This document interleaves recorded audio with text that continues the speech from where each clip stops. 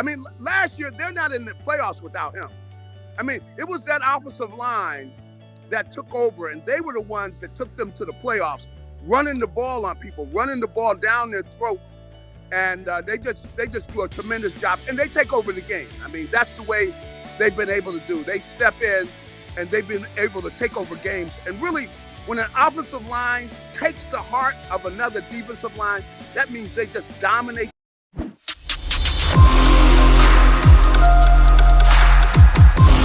Okay, I can't wait for this because I want to set this up here. And I'm going to bring my friend Garry Cobb in now from Fox 29. And Gary, I've got offense and defense here. And, you know, people are going to go like this too. And I brought this up on the beginning of the show. And they go like this. Sills, it's preseason. I go, that Jeff Stoutland offensive group number 2, I couldn't tell the difference between the ones and the twos, the way they knocked people off the ball, the way they were prepared.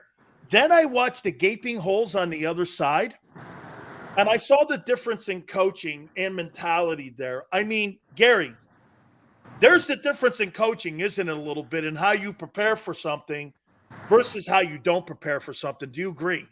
I definitely agree. And really, Jeff Stoutland is really one of the best coaches when it comes to offense, defense, whatever. He's one of the best coaches I've ever been around because all of his players develop. Not only do they develop, it's just amazing the way he gets the best out of his players. And you can see it because, you know, they got the best offensive line in the National Football League.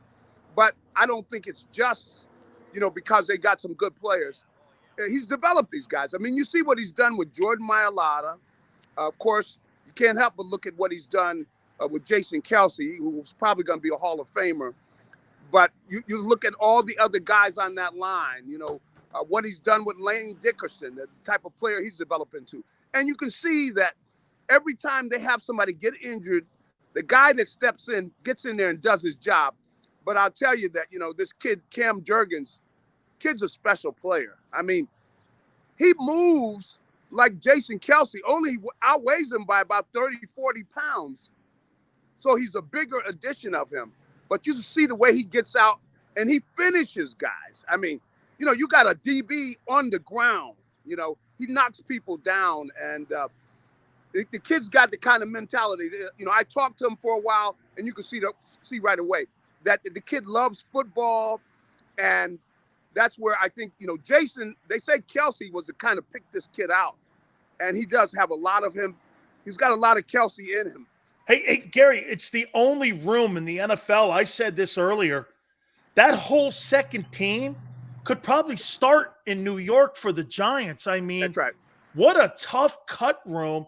And you know what, Gary, if you don't make the starting group in Philly, that's not a bad thing. You've got the best guys on the planet. I mean, to your point on him, that's just a phenomenal job of coaching there. And you talk to him, you know, if you just talk to him, you can see how he's a guy. And I've seen him. He's out there. He has these guys go through the repetition. And really, I mean, players don't like it, but he will get in your face and let you know, look, you better do your job. All these other guys are counting on you doing your job. And he gets their attention, and he really, the guys develop. And you see him out there after practice working on the detail of their job. But he can break it down for you. I mean, he's very specific about what he wants them to do. Gary, don't you agree he's the most valuable coach in that building? I think so. I mean, last year, they're not in the playoffs without him. I mean, it was that offensive line that took over, and they were the ones that took them to the playoffs, running the ball on people, running the ball down their throat. And they just do a tremendous job, and they take over the game. I mean, that's the way they've been able to do. They step in, and they've been able to take over games. And really, when an offensive line takes the heart of another defensive line, that means they just dominate these guys. You know, okay, little man. Little man's killing. What did you kill, little man? Lantern bug. Oh, a lantern bug. Good job, buddy. He killed a lantern bug. But yeah. I can't say enough about him. He is a big-time coach who is just tremendous when it comes to the detail. You know, you wonder if you promote a guy like that, you know, if it's good. I don't know. He seems like he's just an offensive line coach. That's really what he's into, because, you know, it's kind of dirty work. You know, it's kind of the guys that don't get a lot of credit. Yeah, he's like Joe Bugle. Like he's that like type Joe of guy. Bugle. Yeah. Like one of those guys. Did you see enough from Gainwell and Scott for you to do this? We can win with these guys. It's enough. Yeah, I think so. You know, now I'll tell you, Gainwell had been disappointing me. I've not been happy with Gainwell at camp. It seems like his focus hasn't been there the way it should be. So you see him dropping balls and things, you know, messing up the blitz pickup and things. These are things he did last year as a rookie that really shocked a lot of people. He was very professional. You know how some guys, they have a little success and sometimes have some trouble with it. Well, he's not had a good camp. You know, he hasn't been stepping up the way we thought he would have. So I think that Boston might be getting those reps, the reps that they were planning on giving to Gainwell, because they really came into camp and expected him to take a step up. But he didn't. He wasn't sharp. And, you know, sometimes, you know, the good life, you put a few dollars in a kid's pocket. you know, there are things that he gets a hold of that can be distracting. You know what I mean? I hear you, man. I do. You know how those cutie pies can be. They can be distracted. Guy, oh, no, listen. These guys are human, and they had to get in his butt a little bit, you know, to get his attention. But he played well, I thought, on Sunday.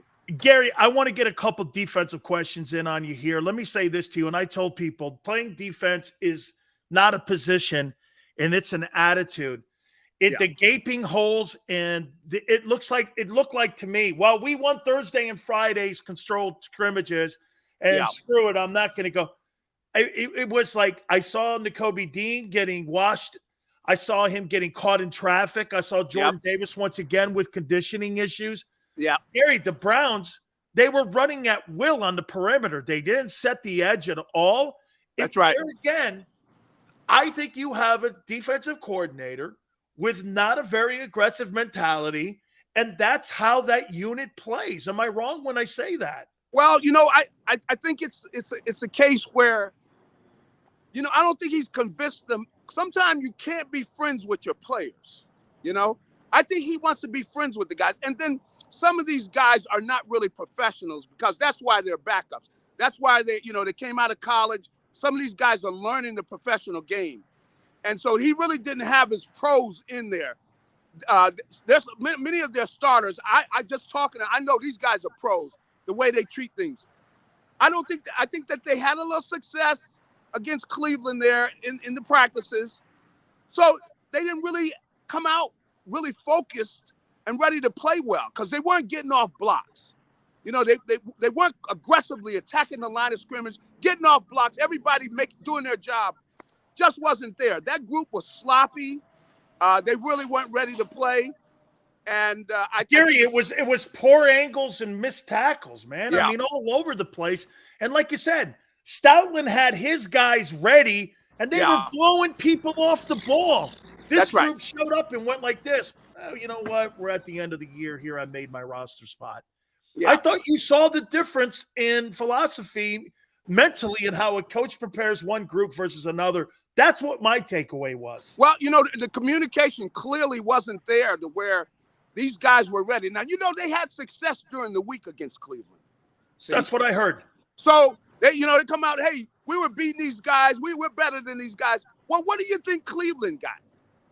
You know, the coach probably chewed their butt for the way they were playing, you know. And so here they got these same guys, and these guys are going to roll over. So they came out and they got after them. And they really won the line of scrimmage. Like you said, guys missing tackles, bad angles, just sloppy football that you wind up seeing when people are taking things for granted.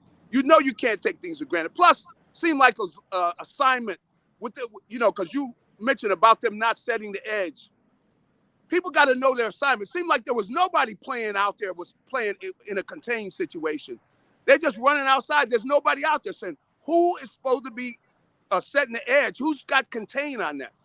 you really didn't see. And so I think that you can contribute that to the success they had earlier in the week. And sometimes guys take things for granted. And you got to know that other guy over there is fighting for his job, too. The kid's fighting for his life. So Cleveland came out there, and their offense really got the better of the defense.